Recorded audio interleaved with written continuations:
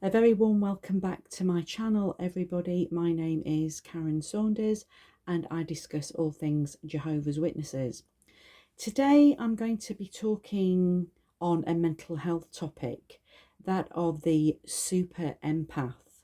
Now, you may have heard of an empath, but super empath is not so common. Nevertheless, it is gaining traction within the fields of mental health and psychology. What is a super empath? Well, if you think about an empathic person, they have very nice qualities. They're compassionate, they're empathic, they are sympathetic to somebody's pain and suffering or somebody's despair. Super empaths actually manifest as the same, but they can really feel somebody else's pain, somebody else's emotions, somebody else's suffering on almost the same level that the person who is suffering is going through. You might be thinking to yourself at this moment, what's a super empath got to do with Jehovah's Witnesses? Well, in many of my videos, previous videos, when I've been talking about mental health, I have brought up the topic of narcissism and how narcissism flourishes inside the organisation of Jehovah's Witnesses. And for those of us who have left, we can now look in and see that disgusting and vile behaviour in the way that the 9 men of the governing body of Jehovah's Witnesses display narcissistic traits and know that they display these traits, but really couldn't care less, because it's all about, entitlement, but no responsibility. And that's played out in the courts all over the world when talking about child sexual abuse. Anyway, I thought that I would do a mental health video. Obviously, my background as a retired mental health professional is in that field. And from time to time, I will talk about different topics on mental health and mental illness. So, how can an empath, a super empath, destroy a narcissist? You might not be in that situation at the moment, but you might know rank and file Jehovah's Witnesses or elders or ministerial servants or regular pioneers or publishers that have narcissistic traits and show that in the way that they treat others. So how can somebody like you, for example, who may be still in suffering at the hands of people who have these traits, or if somebody who has left and is trying to deconstruct and then reconstruct to their true authentic selves, how can you take this information that I'm going to be discussing today and pick some of these things out so that you can apply them to yourselves and grow and become your true authentic self? Because when you leave Jehovah's Witnesses, I'm telling you right now, everybody will say this, my friends, the journey is hard and it's tough. First of all, here's something that I have said over and over again. Narcissists, whoever they are and wherever they are actually more afraid of you than you are of them. And always remember, they're the ones that came along and said, oh, let me attach myself to you because I can see your value, I can see who you are, and I can try and take advantage of that and manipulate you.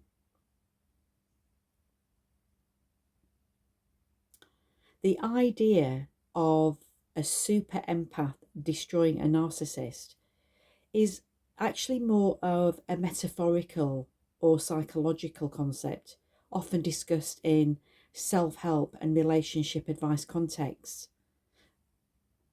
But when you identify as a super empath and you're able to wield the qualities of that description within your own life and in your relationships with others, you very quickly get to work out what people are about.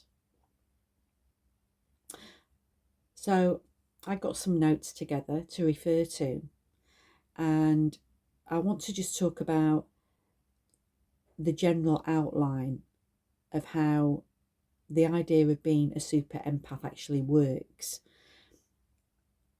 So recognizing narcissistic behavior, a super empath can identify the manipulative and harmful behaviours of a narcissist. This awareness allows them to understand the patterns and motives behind the narcissist's actions. And when that shows up in any relationship, then the empath, the super empath, can put some boundaries in place. And the reason why super empaths establish firm boundaries is so that they can protect themselves from the narcissist's manipulative tactics. Super empaths are very intentional. They can be direct, and they're not afraid to say no or enough. They are assertive, and their communication style is assertive. They're not afraid to communicate their limits, and they certainly do not allow the narcissist to overstep them.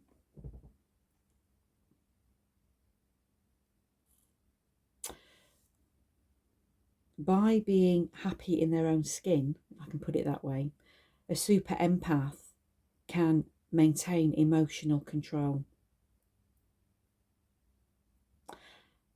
Unlike the typical responses to narcissistic behaviour, a super empath remains emotionally detached and does not allow the narcissist to provoke them. And when that happens, the narcissist is deprived of any emotional reaction that they seek to exploit. Right?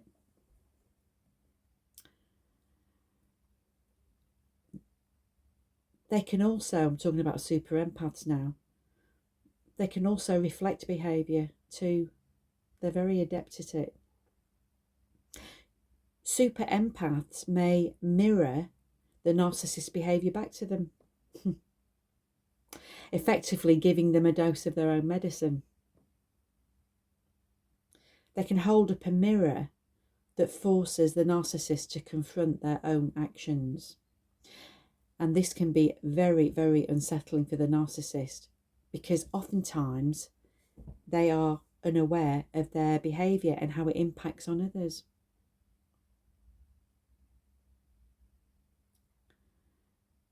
So when a super empath comes along and holds the mirror up by reflecting their behaviour, the narcissist is caught off guard, and oftentimes that can translate or turn into what we call narcissistic rage. You know why? Because they don't know how to regulate their emotions.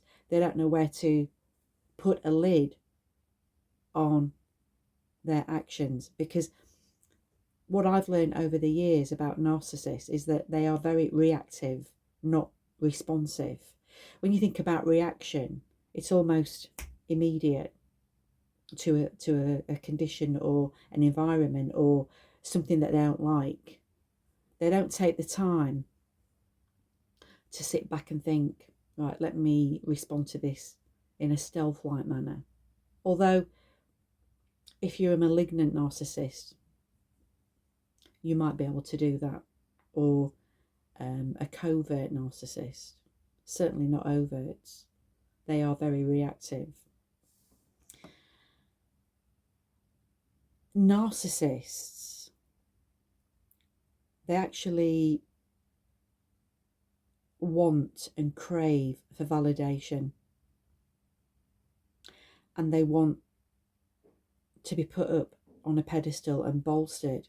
But you see, a super empath will not provide the narcissist with the attention or the admiration or validation that they crave. Without any of this, narcissists become disorientated and they lose control. Not that they were ever in control. You can't live a life pretending to be something that you're not without eventually the mask dropping. It's exhausting.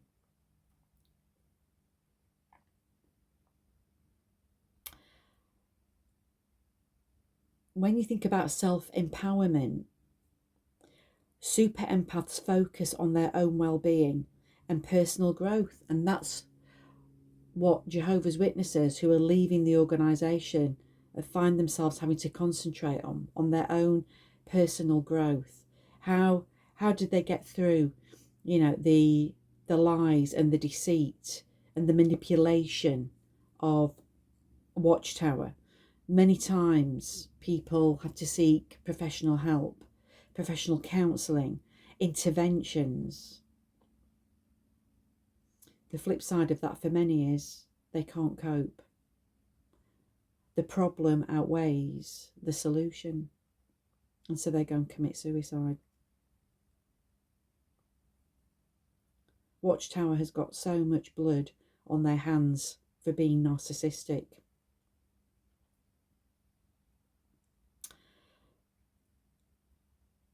By prioritising their own needs and self-worth, super empaths become less susceptible to a narcissist's manipulation. Another thing that super empaths do as well, and they're not scared to do it, they will expose the narcissist's behaviour to others, thereby reducing the narcissist's influence and control over their social circle. I've had this situation myself recently where a so-called I will say religion, because that's what they are, but they've broken away from Jehovah's Witnesses and they're trying to say that they're different, but they're not. They're just like Jehovah's Witnesses. I'm not going to name them because they're on YouTube, but I learned very quickly that if you don't conform to their ideologies, their way or the highway, then you get dropped like a ton and you get ignored, you get silently abused, and you're surplus to requirements, which can be quite disorientating, because when you're leaving Jehovah's Witnesses and you go and join another Bible group, automatically you're thinking, oh, they're going to be different. They're going to have learnt from the organisation. They're going to be kind and loving and so forth. Not so, my friends. Not so. Be very, very careful. I'm just going to add this. Be very, very careful when you come out of this religion, and if you're still wanting a relationship with God and the Christ, be very, very careful where you lay your hat, because all is not what it seems to be when you leave either. Yeah, there's some dodgy people out there, my friends, and you need to use discernment and intelligence to recognise that. When you expose a narcissist publicly, then you reduce their influence on others. And also, it's important to note that these strategies, I just want to say this, it's not about seeking revenge. Let me make that crystal clear. It's not about seeking revenge or trying to, have one-upmanship on the narcissist and their behaviour. But these strategies or exposure is about not only maintaining your own mental health, but also you're raising awareness so that at least others have been put on notice,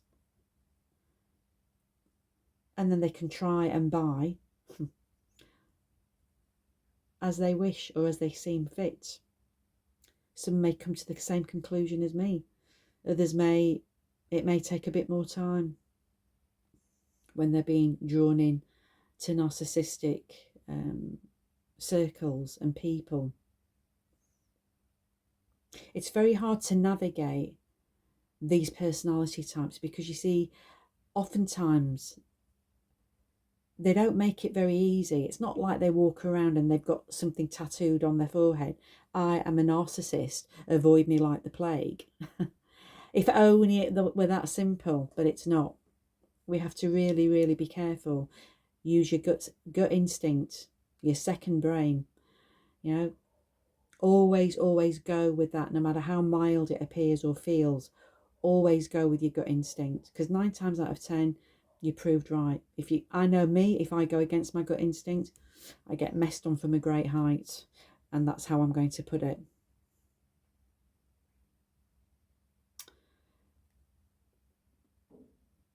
So I just want to, it's just some information that I want to put out there, friends, because as I've mentioned, navigating people, friendships, relationships, I'm not going to hide the fact that, I've struggled, over the last year in personal and cordial relationships. I'm not going to hide that. But what we have to do is recognise that people come and go for a reason. And people come and go to teach you something. The ones that go may have learnt something from you. But we really do have to be very, very careful about who we let into our lives, because not everybody's cracked up to be a super empath or to be, legit, kosher. What you see is what you get. They're just not. They're not friends. There's always an agenda. There's always, something that they're hiding, something that they don't want you to see. And it takes time. It takes time to come to the right conclusion about people. But you want to come to the right conclusion before you get hurt. Somebody sent me something the other day, and I just want to finish on this. It was like an affirmation or whatever. But it says here, someone once said, if you get on the wrong train, be sure to get off at the first stop. The longer you stay on, the more expensive the return trip is going to cost you. And they were not talking about trains.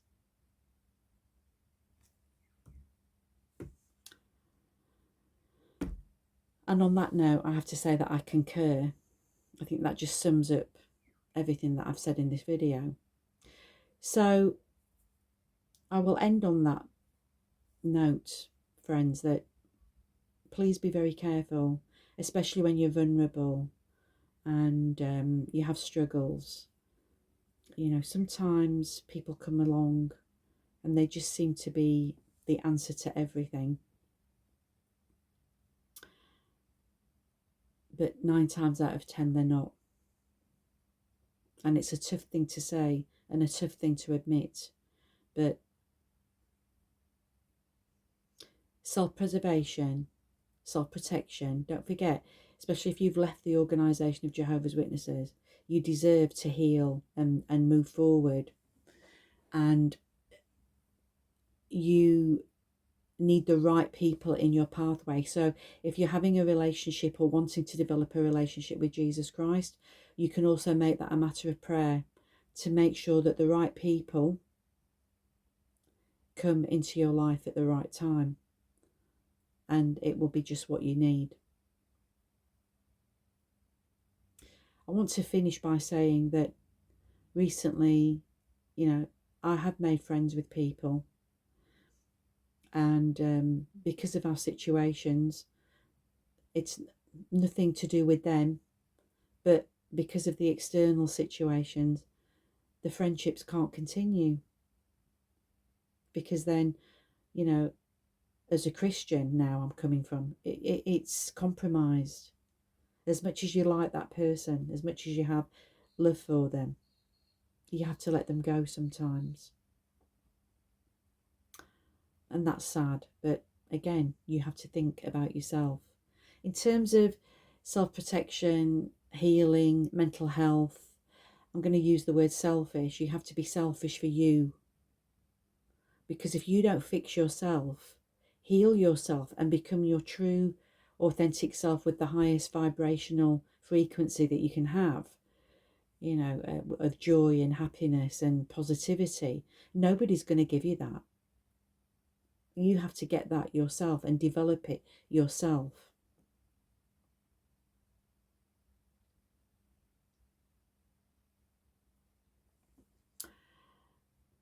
So I hope I've given you something to think about, friends.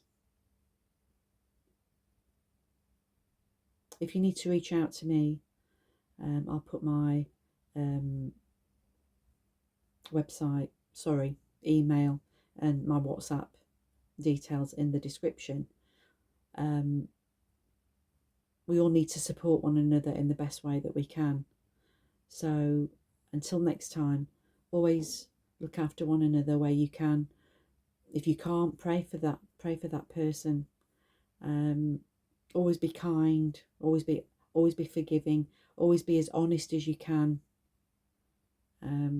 Always show love for other people and continue to forgive. And I'll see you on the next video.